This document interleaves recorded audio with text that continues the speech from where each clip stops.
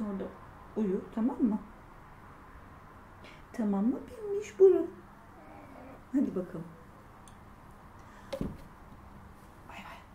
Herkese merhaba. Roza'dan Alternatif Şifalara hoş geldiniz hepiniz.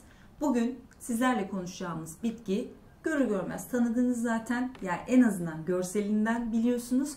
Sevgili sığır kuyruğu var bugün gündemimizde. Türkiye'de geniş yayılım alanı olan bir bitki. Akdeniz, Ege, Marmara coğrafyasında sıklıkla karşılaşılan bir bitki. Denizi seven, güneşi seven bir bitki ama onun dışında deniz olmayan yerlerde de, yani ben Güneydoğu'da da çok denk geldim. Doğu Anadolu bölgesinde de çok gördüm. İç Anadolu'yu bilmiyorum, daha hiç gitmedim. Gitmek için bir sebebim de yoktu sanırım. İnsan sağlığı için Orta Çağ'dan günümüze kadar aslında hep tercih edilen bir bitki olmuş.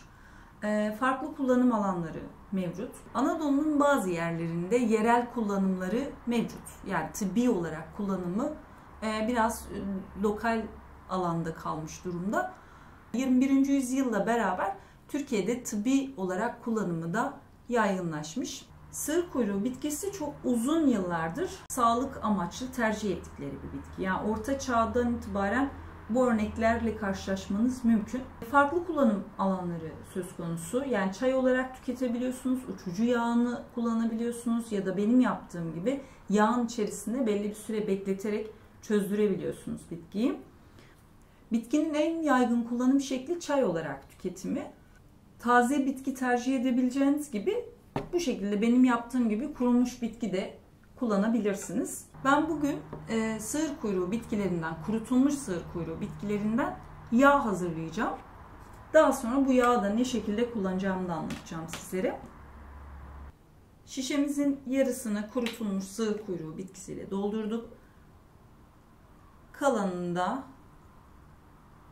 soğuk sıkım zeytinyağıyla tamamlıyoruz. Hep yapıyorum böyle sakarlıkla. Şu şekilde, yani neredeyse dolduracak kadar koyuyorsunuz. Sıkıca kapatın ağzını ve günde en az bir defa güneş görecek bir yerde 1 ay kadar bekletiyoruz. Beklettikten sonra, yani 1 ayın sonunda yağımızı süzüyoruz ve koyu renk şişelerin içerisinde muhafaza ediyoruz. Aynı zamanda güneş görmeyen yerde muhafaza ediyoruz. Peki bu yağı ne şekilde kullanacağız? Sığır kuyruğu bitkisinin çok farklı kullanım alanları mevcut. Çay olarak tüketebiliyorsunuz, uçucu yağını tüketebiliyorsunuz, cildiniz için istiyorsanız lapa olarak kullanabiliyorsunuz. Ya da benim yaptığım gibi yağda bekleterek kullanabiliyorsunuz.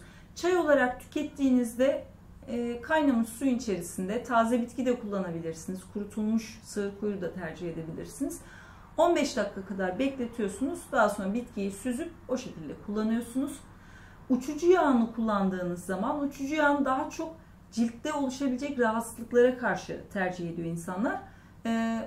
Akne, sivilce, onun dışında tahriş olması, derinin tahriş olmasında tercih edilen bir yağ. Karaciğer dostudur. Özellikle karaciğer yetmezliğini engelleyici özler var içerisinde. Üst solunum yollarında oluşabilecek enfeksiyon veya iltihaplanmalara karşı çokça tercih edilen bir bitki. Nefes darlığı, astım, onun dışında yaşanabilecek soğuk algınlıkları ve gribal enfeksiyonlardan oluşan kuru öksürük. Ben sığır kuyruğu yağını üst solunum yolları rahatsızlıkları için kullanıyorum. Özellikle de kış aylarında yaşanabilecek gribal enfeksiyonlara karşı koruyucu bir etkisi var. Maserasyon yöntemiyle yağ yaparken şişenizin üzerinin mutlaka yapılış tarihini yazın. Süzme tarihini de ona göre belirleyeceksiniz. Şöyle ki işte bir fincan kadar suyun içerisine, sıcak suyun içerisine 1 tatlı kaşığı sığır kuyruğu yağı koyuyorum ve onu o şekilde tüketiyorum. Dahili olarak kullanıyorum. Bazen gargara olarak da kullanabiliyorum. Göğsü yumuşatan, boğazı yumuşatan bir etkisi var. Dahili kullanımları mevcut olan bir bitki. Ama yine de şunu söylemekte fayda var diye düşünüyorum. Her bitkinin faydalı olan noktaları kadar zararlı olan tarafları da olabiliyor. Ya da bitkiyi kullanan kişi için bazı zararları söz konusu olabilir. Bu yüzden öncelikle bitkiye alerjiniz olup olmadığını anlamanız gerekiyor. Eğer dahili olarak kullanacaksanız zaten boğazınızda yaşanabilecek bir kaşıntıdan ya da kusma hissinden anlayacaksınızdır bitkiye karşı alerjiniz olduğunu. Bu şekilde olan durumlarda kesinlikle kullanılması önerilmiyor. Aynı şekilde çay olarak tüketeceğiniz zaman da, yani tadı çok hoşunuza gitmeyebilir, biraz acımtırak bir tadı var çünkü. Limon ilave edip içebilirsiniz. Çay olarak tükettiğinizde de bir kusma hissi yaşanıyorsa aynı şekilde kullanımı bırakıp bir uzmana başvurmanız öneriliyor.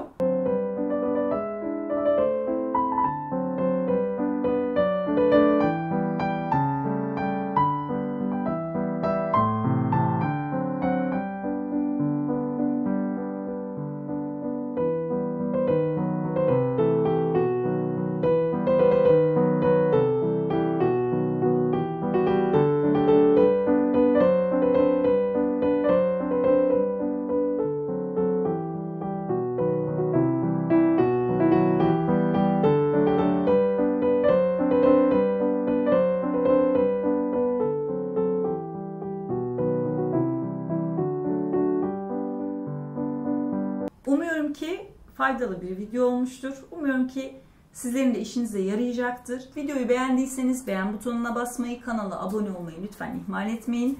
Bir sonraki bitkide, bir sonraki videoda görüşmek üzere. Esenlikler diliyorum hepinize.